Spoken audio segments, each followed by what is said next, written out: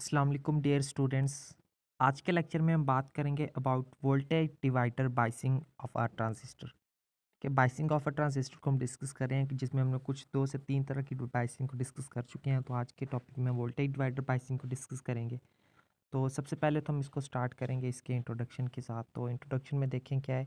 The process of obtaining a certain DC collector current at a certain DC collector voltage by setting up the operating point is called biasing। ठीक है, biasing को यहाँ पे define किया गया है। उसके बाद देखें the voltage divider bias is the most popular way to bias a transistor. यानी कि जो वोल्टेज डिवाइडर बाइस है ये क्या है, ये सबसे पॉपुलर वे है to bias a transistor. So it used a few resistors to make sure that voltage is divided and distributed into the transistor at correct levels। ठीक है, ये क्या करता है, ये जो है वो बहुत थोड़े से यानी कि जो है वो फ्यू रजिस्टर्स को यूज़ करता है टू मेक श्योर दैट इस यकीन दहानी के लिए कि जो वोल्टेज है ना वो उसको डिवाइड कर दिया गया है और उसको डिस्ट्रीब्यूट कर दिया हुआ है किसमें, into the transistor at correct levels.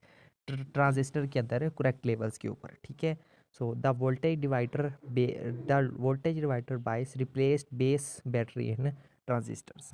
तो ये चीज़ आप इसके इंट्रोडक्शन में लिखेंगे।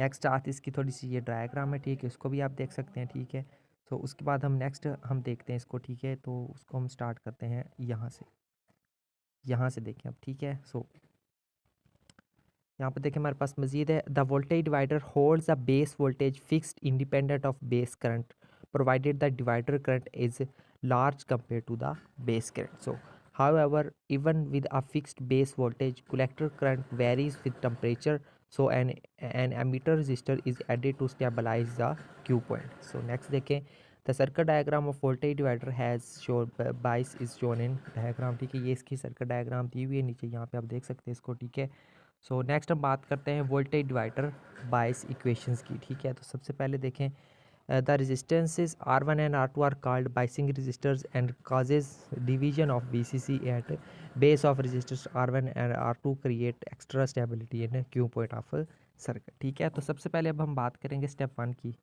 स्टेप 1 में हमारे पास क्या है, थेवेनिन इक्विवेलेंट सर्किट है। ठीक है, तो इसको देख रहे हैं। Look out from the base terminal the base circuit can be redrawn as shown in figure. ठीक है, उसको जो है वो बेस सर्किट को दोबारा ड्रॉ किया गया, उसको आप यहाँ पे देख सकते हैं। ठीक है, तो ये चीज़ यहाँ पे ठीक है।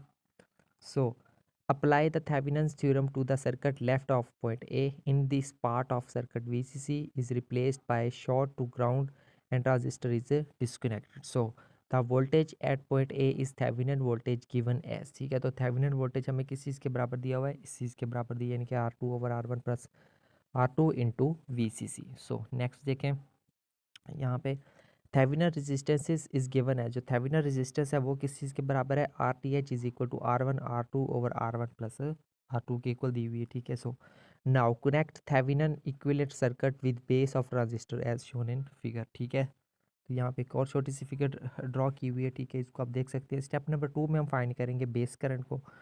अप्लाई KVL यानी कि Kirchhoff's voltage law around the equivalent base emitter loop to find base current IB। ठीक है, जब हम इसको कंप्लीट कैलकुलेशन करेंगे तो वहाँ से हमें IB की वैल्यू क्या मिलेगी, VTH minus VBE over RTH plus into 1 plus beta into RE। ठीक है, तो यहाँ से हम IB यानी फाइंड बेस करंट फाइंड कर सकते हैं। ठीक है, सो उसके बाद अगर हम बात करें हम यहाँ पे स्टेप नंबर 3 में कलेक्टर करंट हम फाइंड करते हैं। तो कलेक्टर करंट को हम किस चीज़ के फार्मूले से फाइंड कर सकते हैं, इस चीज़ की, यानी कि IC is equal to beta into VTH minus VBE over RTH plus into 1 plus beta into RE। ठीक है, ये हमारे पास फार्मूला बनता है IC यानी कि कलेक्टर करंट फाइंड करने का। तो स्टेप नंबर 4 में देखिए फाइंड कलेक्टर एमीटर वोल्टेज, यानी कि अब हम VCE फाइंड करेंगे। तो VCE फाइंड करने के लिए हम क्या करेंगे, apply KVL around the collector emitter loop और output loop to find VCE। ठीक है, सो इसको जब हम कैलकुलेशन करेंगे तो यहाँ से हमें VCE का फार्मूला क्या मिलेगा, VCE will be equal to VCC minus IC into RC plus RE। ठीक है, तो इस फार्मूला की मदद से हम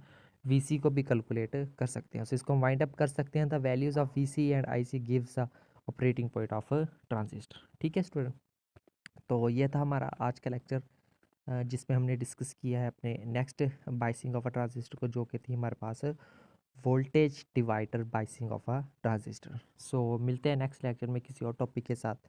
तब तक के लिए टेक केयर एंड अल्लाह हाफिज़।